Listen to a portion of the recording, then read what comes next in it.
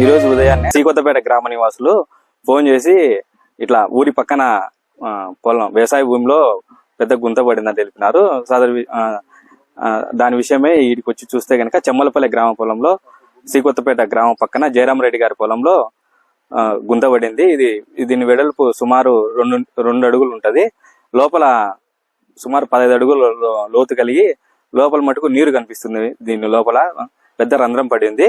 దీని విషయమై మా అధికారులు తహసీల్దార్ మేడం గారికి ఇన్ఫార్మ్ చేశాము. మేడం గారు పై అధికారులకు కూడా ఇన్ఫార్మ్ చేశామని చెప్పారు. పూర్వం బావిందా లేక ఇది ఉల్లి పడిందా అనే విషయము అధికారులు వచ్చి చూసి చెప్తారు దీని విషయం.